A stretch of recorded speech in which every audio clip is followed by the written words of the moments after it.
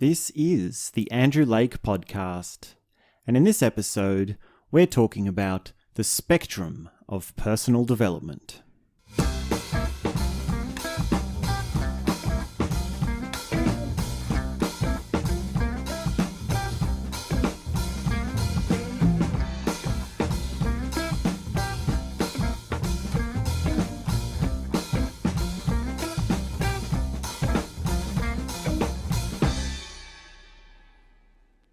There is a whole pantheon of self-help, therapy, personal development, transformative practice, and things that you can do to improve your life out there. There's heaps of people talking about what they can do to fix you, to help you, to improve you. Motivational speakers, psychology, personal development talks, seminars, conferences, self-help books. And it's hard to know which one is right. How do you know who's got the right answers? And today we're going to clear this up. Today we're giving you the guiding principles that you can use in order to separate the wheat from the chaff. A lot of these techniques and gurus seem to be in contradiction to each other. You can't have one and the other. They don't seem to be working right, or they work against each other if you try and do both. It also appears that everyone who's standing up saying this is what you need, say it as though it's the only thing you need. They say it as though it's the only way to improve, it's the correct way to improve, it's the right way, it's the true way. And you must only follow me, whoever it is that's saying that. So what we want to do is work out how to make our way into this material, why, what can guide you, and how can we do it efficiently so that you're not wasting your time on things you don't need. And there's two basic principles to all personal development. And these are the two principles that you can use to work out what to do next. Principle 1 is, what's my problem? What needs fixing? What is wrong with me? And principle 2 is, what are my improvements? What are my opportunities? What are the things that I can maximize and make above average, better than average? What can I excel at? So these two principles will help you decide what sort of thing it is you need next. Some self-help is designed at your problems. It's the things that are below average. It's the things that you should have running correctly, which don't. And other things are designed at your opportunities, the things that you can be above average at. And it should be clear to you which one it is. So we have our spectrum from all the way down to needing help to all the way up to the top to being highly efficient and highly developed. At the very low end, you might need an intervention. You might need people to actually help you and intervene into your life because you don't even know how to help yourself. You might need to go to rehab. You might need to do the 12-step program for alcoholism. You might need to be submitted to an institution. And this would be our furthest extreme case of needing help. This is alcohol and substance abuse.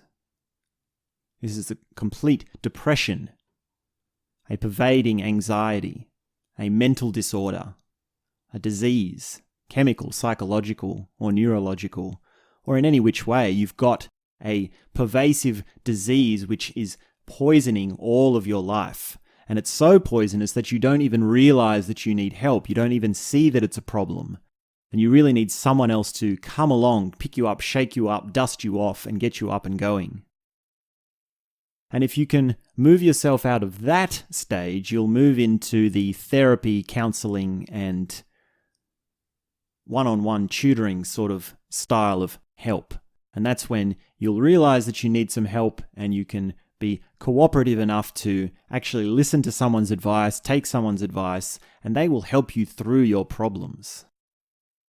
Really, all the counseling and therapy that is out there is really aimed at helping you sort through your own problems for yourself. If you could do it for yourself, you wouldn't need counseling. If you can think about it and think it through for yourself, then you wouldn't need counseling. But it's just that you're not strong enough to build up to the need and the ability to have self-help, which is the next rung in our ladder. So if you can go from therapy and counseling up to self-help, that's when you're actually doing counseling on yourself. And that's when you're reading a book which would describe to you a counseling method as such, or a psychological method, and then you will be using that method on yourself to help yourself. And when you get further down that track, you'll move up the ladder a few rungs to where you're using systems and devices and psychological maps in a way to practically help yourself on a daily basis. And you'll really just be having this psychology study component. And the study of psychology won't be a necessarily strictly therapeutical bag of tricks. It will be more towards an optimal bag of tricks. And you'll start learning about psychology models that take you beyond the average. That's when you start learning about higher stages of psychological development, and then you'll be starting to excel. So each psychological map has a top limit to it, and it also has a bottom limit to it. So we've got our ladder, our scale, or our spectrum, our grey scale, and it will only take up a section of the scale. So the rehab center is not going to help you with your psychological development to higher stages, and your self-help books are not going to help you to your higher levels of psychological development. But you do need to have a strong foundation of going through those in order to be ready for the higher stages of psychological development. And this is how we can explain the contradictions between people who would say that you need to develop yourself and become very confident and be outgoing and assert yourself and work hard and be a strong-willed person and really extroverted and really dominating the market, as opposed to someone who is saying you need to dissolve the ego. You need to be understanding of yourself. You need to be introspective. You need to work on your spirituality, your softness to the world, your receptivity to the world. So these two ideas, these two approaches to personal development are at different ends of the spectrum. And they're on the same spectrum. They're on the same line of development, which means that you need both. You need to have a strength in both, and you need to go through both in order to have a full spectrum understanding. When you get into the really high stages of psychological development, psychology itself actually falls away, and you get into mysticism and transformative practice. So this would be your meditation, your perception expansion, your interior engineering, as Sadhguru likes to call it, or your inner world and your more personal experience of reality.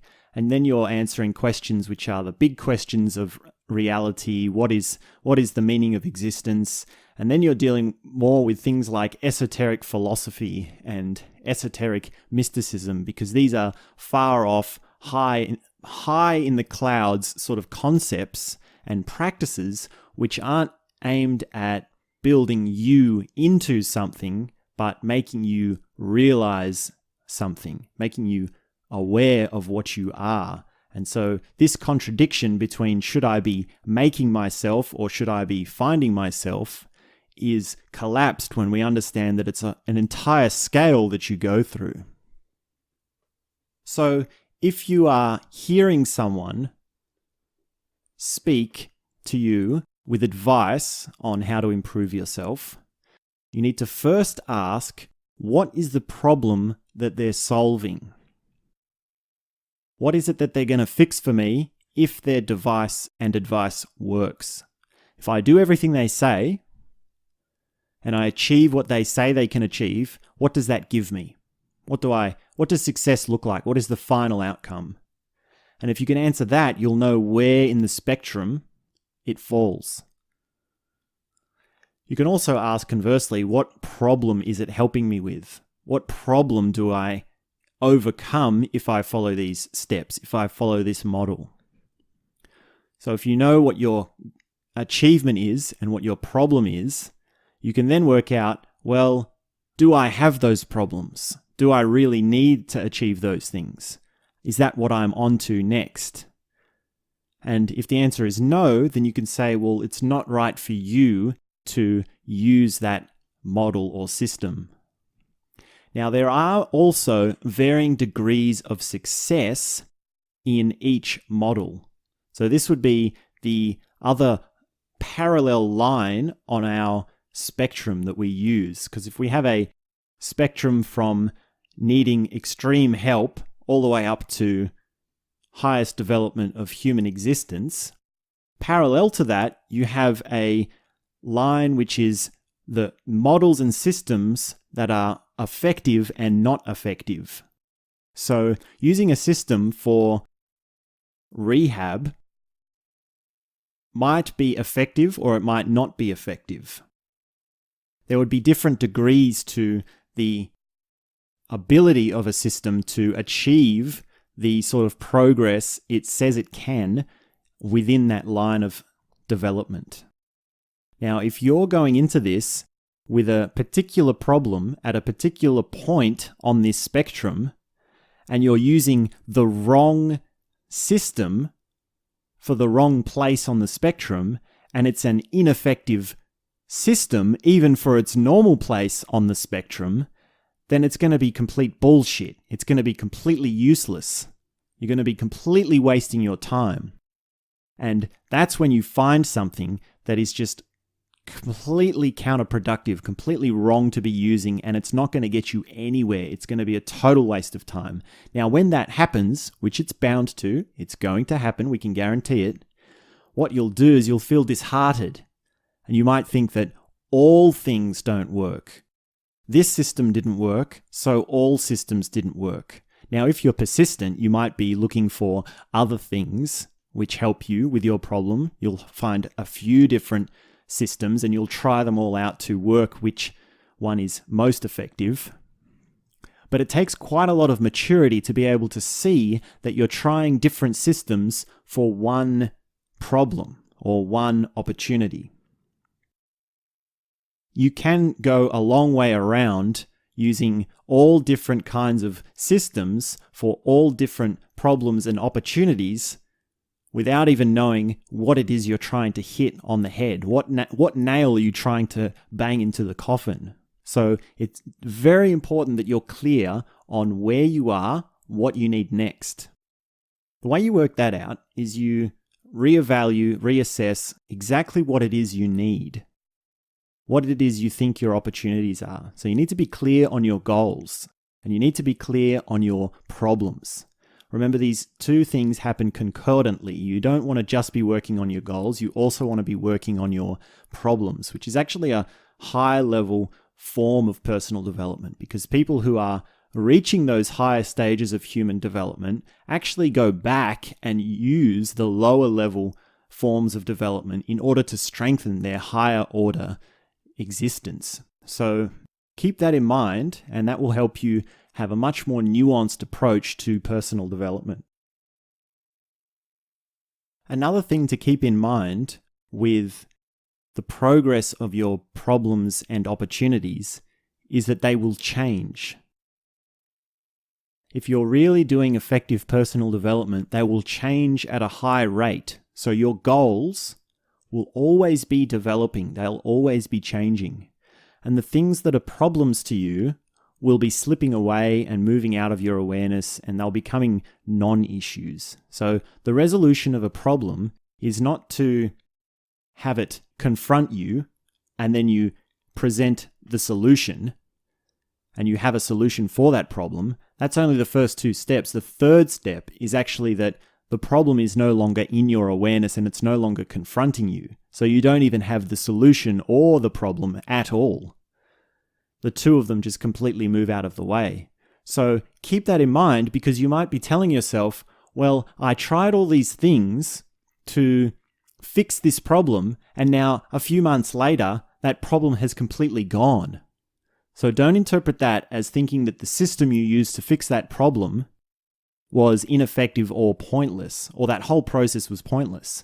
Well, no, because fixing that problem and using that system has led you to the point where you can completely forget about that problem. And conversely, with your goals, when you're highly developing goals, you might think, well, I had this goal for so long and now I was working towards it, but it's no longer a goal for me. A few months later, I've moved on to something else, which means that, I'm not developing myself towards anything. I'm just wishy-washing around, which is not exactly correct, because you are doing this concordantly with your development. You're developing your values and your goals in accordance with your systems and personal development.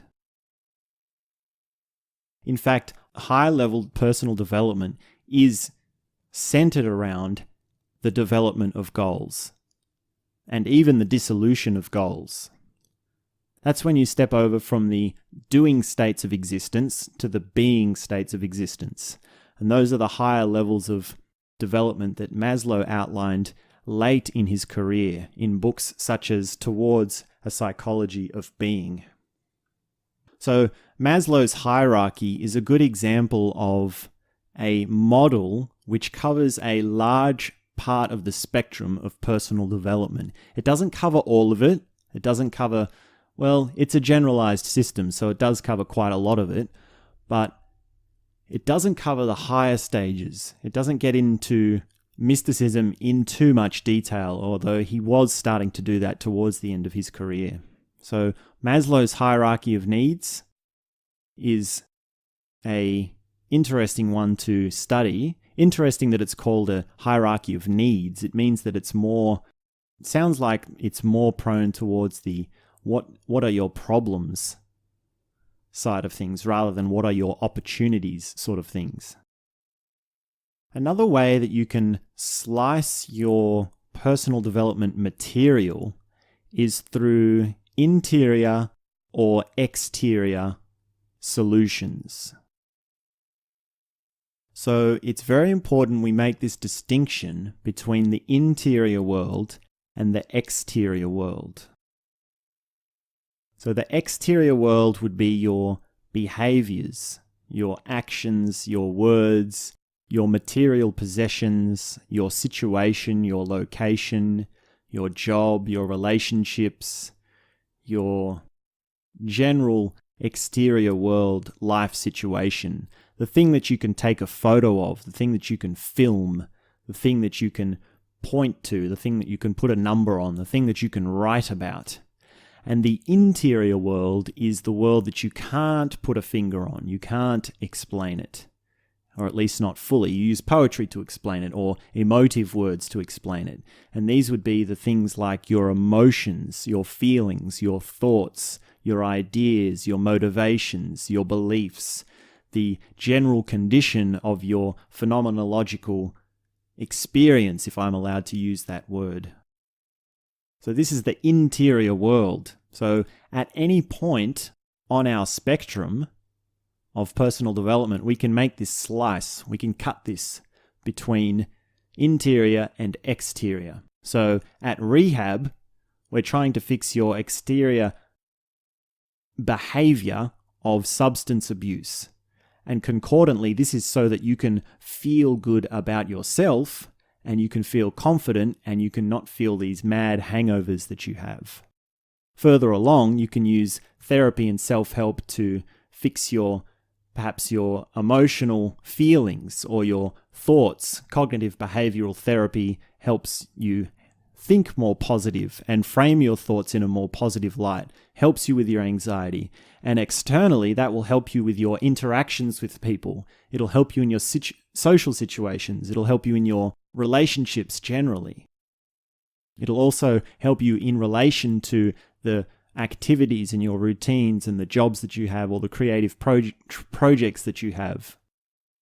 So self-help might be that you have a creative project, such as creating music. So the exterior manifestation of music is the music itself. It's the sound of the music. It's you playing the music. But the interior needs to be fixed in order to be framing the process of how you get it making the music in a positive way. So you should be getting over your writer's block or your performance anxiety or your self-esteem issues. And that's self-help and personal development. And further along, you might be into higher levels of psychological development where you're actually trying to build material gain. You might want more money. You might want to have a bigger house, a bigger car, bigger paycheck, bigger bank account, more assets, more freedom. So there's a whole sector of personal development which is aimed just at the exterior material gain. And this is how you learn about business. You learn about the laptop lifestyle. You learn about being an entrepreneur. You learn about investing. You learn about startups. And all this sort of stuff is aimed at exterior gain. So this is very different to the interior gain of your self-esteem and being held high in esteem in your place in society. So it's different to how you feel about your role. And it's interesting because the material gain personal development often use inner world psychology in order to fuel exterior gain. So this would be think like a winner, think like a positive person, think in such a way as you can get a promotion, understand your emotions so that you can earn more money, understand your emotions so that you don't have limiting beliefs around money. These are pretty stock standard stuff. So when you see that, you need to understand that it's pointed at an exterior world gain. And that might not be your problem. That might not be what you need at this stage. You might need more interior world development, which means you'll be moving towards more things like psychology and philosophy and the mechanics of emotion, the mechanics of self-image, the mechanics of self-esteem, depending on where you are and depending what you feel your opportunities are. It takes quite a bit of maturity to be able to be presented with personal development material and take it with a grain of salt. Take it with an open mind. Because a lot of the time we might see something and call it phony or wrong or a charlatan. Is it a scam to sign up to this program? And under our working definition, you can work out if it's a scam by two ways. First of all, is it appropriate for you? Is it helping you with what you need? And is it effective?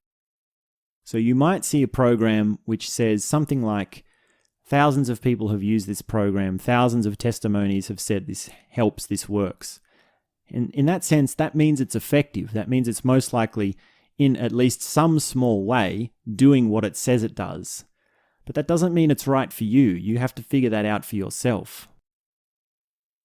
The danger is to see something and say that no self-help is possible, or no personal development is possible, or all of it is a waste of time. There's actually something quite beneficial about being at these lower stages of personal development or self-help or therapy and learning that it's possible to improve.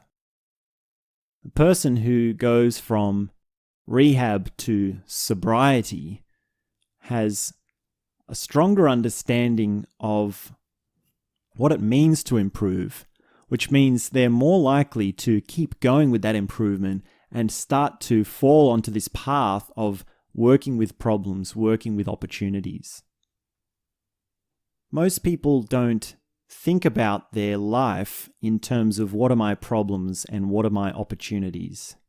Most people are stuck in a state of mediocrity.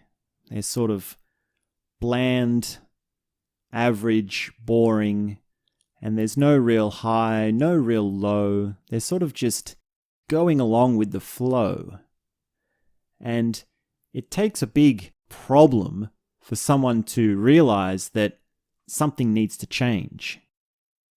This might be the midlife crisis where you are going along doing what's average, and you realize that there's no gain and there's no fixing of your problems.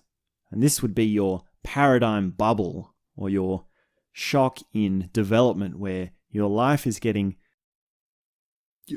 slipping away from you and you're not getting what you know you can be getting. And you're not fixing the problems that you know instinctively can be fixed. So admitting that you have problems is a tricky one, because we have a psychological tendency to hold up this image in ourselves that everything's okay and that we're all good. And it might appear on the surface that if you admit your problems, you then have a problem. Are you then just creating problems out of nothing? Well, no, because whatever you face and whatever you fix is only going to make you stronger. It's only going to give you more of an understanding. You just have to be aware of the psychological tendency to dismiss problems. In Jungian psychology, or archetypal psychology, and even just generally in depth psychology, this is called facing your shadow. So your shadow is the part of you that you are not aware of. It's the negative actions that you don't admit are negative. And you don't admit they are negative by way of definition, because if you admit they are negative, you would stop doing them immediately. If you would frame them as negative, you wouldn't do them. So in a fragmented sort of way, we have a part of us which does negative things, and another part of us which isn't aware of it. So awareness is a complicated, intricate web of different parts working together, and where your attention is and where your overall awareness is doesn't always include all of the parts. So going back into your problems, facing the things that you do, and working out exactly what it is that you are is the first step to having a more conclusive self-awareness, a more complete self-awareness, a deeper sense of self-awareness. So don't think of personal development as just the motivational, blow smoke up your ass, feel good, think positive movement. Here, what we're doing is we're broadening our definition to include more than just your motivational speaker. We're including mysticism and psychology maps, including the advanced ones, as well as the lower level counselling, therapy, and rehab. We really just want to call it this overall process of getting better or getting more out of life. And the words personal development are a little bit misleading, because at one end of the spectrum, you're not really developing yourself. You're more discovering yourself. You're more transforming yourself. And it's not even yourself that you're transforming. It's more things that are your attention, your awareness, your experience. And these aren't really things that you can necessarily ascribe to you in a high mystical sense. But I don't want to get too far off into the technical terms of mysticism. I just want to sort of expand this term, personal development, but it's really only for a want of a better term, because it should be more like self-realization, or quality of existence, or consciousness expanding. So like these are all slightly different terms which have their own nuances, but you can see that overall they simply mean the same thing, which is not necessarily a direction towards something or a working towards moving through development stages, because we have to account for this paradox that at one end of the spectrum you are trying to build yourself, and another end of the spectrum you are just being yourself. So I don't know if there's a term which we can put that includes those two things, but for now we're just going to use this term personal development. And keep in mind that it means more than just your self-help, your motivational speaker who gets all emotional and says, you can do it, shit like that. So there's a famous video online on the internet of Tony Robbins curing a man's stutter. Tony Robbins is probably the most famous person in terms of personal development. He's usually the guy that comes to mind when someone says self-help or personal development. And this video, supposedly, Tony Robbins turns up at this guy's house and cures his stutter. So then, is this real? Is this fake? Is this helpful? Is this what we need? Is this going to help you? Is it real? Is it doing what it says it's doing? Is it false advertising? Well, it's an interesting case because there's a lot of things that he does in the video which are stock standard psychological devices. First of all, he uses Gestalt theory or Gestalt interaction when the stutterer says, sign me up for that right now, when Tony says, we can heal your stutter. And Tony points it out. He says, look at that. Look at what you did. You just said perfect words without a stutter. So this is drawing the attention of the patient up to the present moment to point out what is actually happening.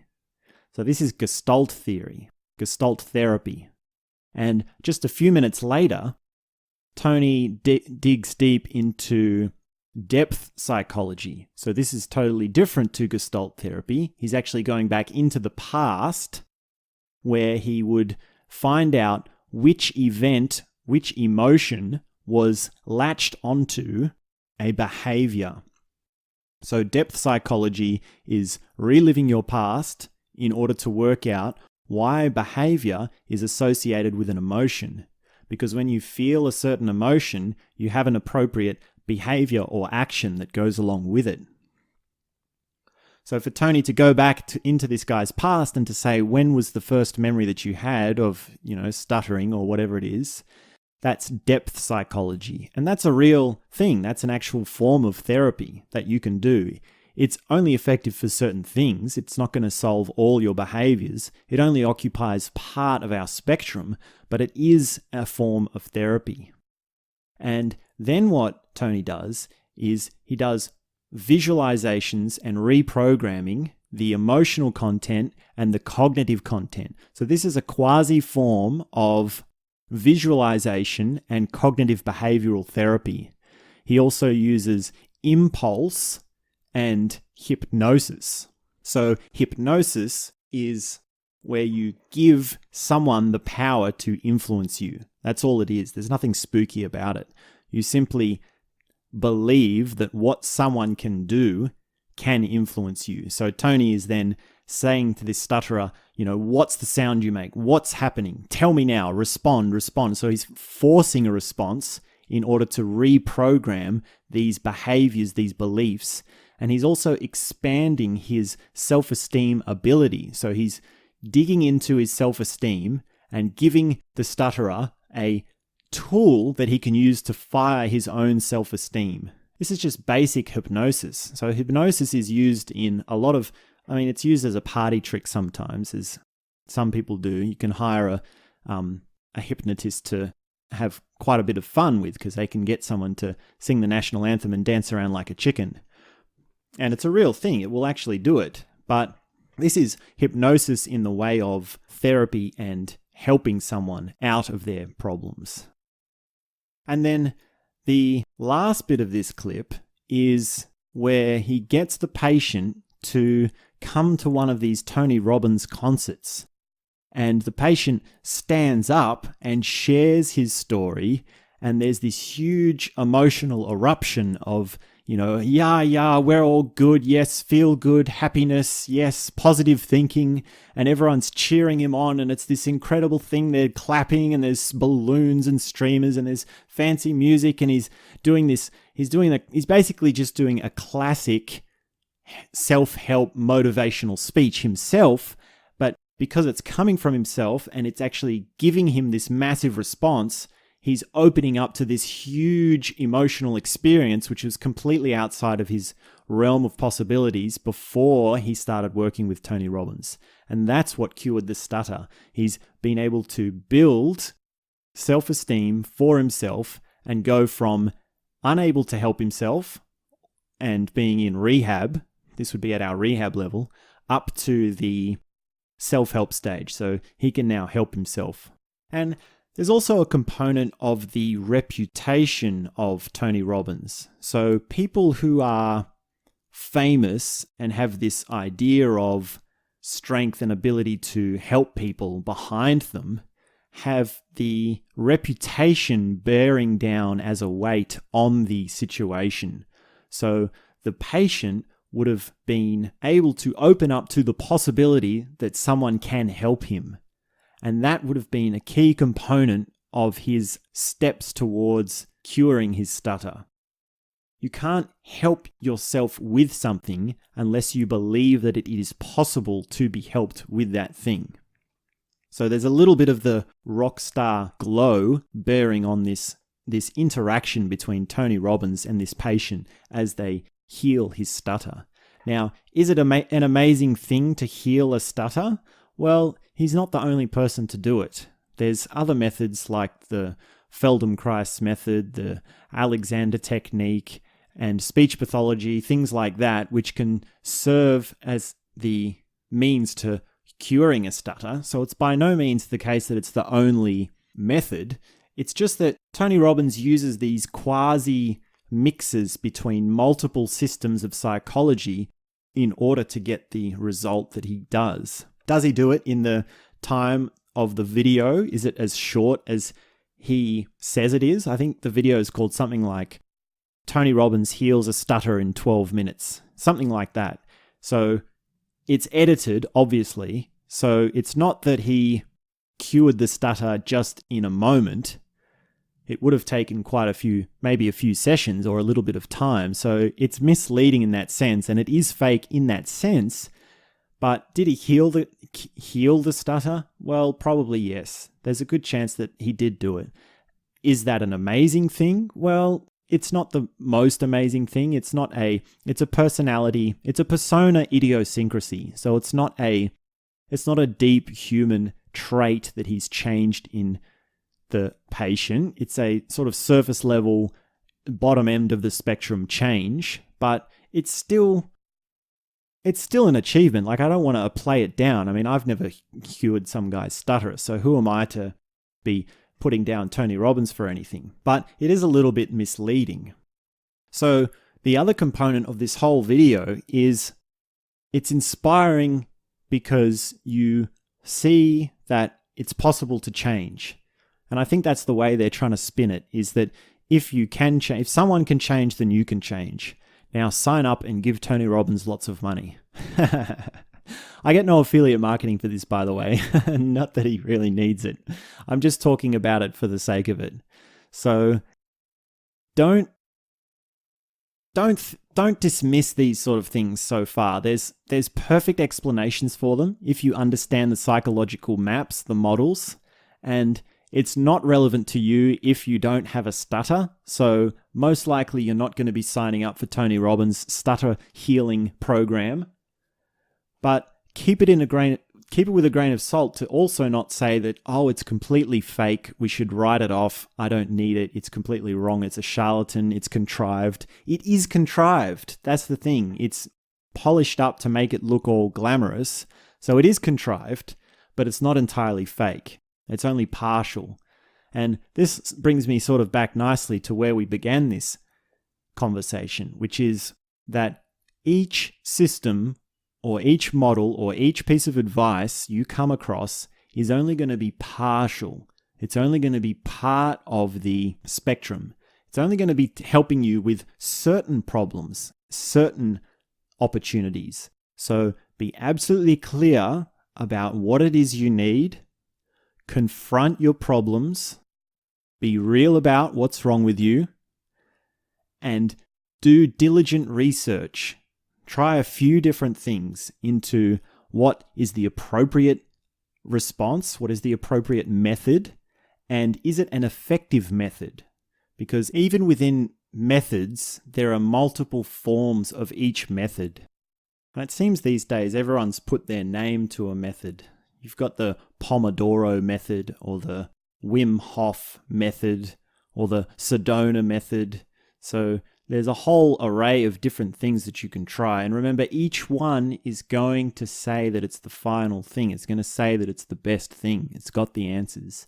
So if you keep it in mind that you're working with a larger spectrum, then you can be much more open to different methods and devices. And this is what we call the Andrew Lake method. Thanks very much for tuning in. My name is Andrew, and we'll be back soon with more. And I hope you enjoy using this Andrew Lake method. It's got all the answers. It'll solve all your problems. It'll give you all the opportunities. It's the final say. Have a beautiful day, everyone. This world goes over my head. I can't keep up with what's being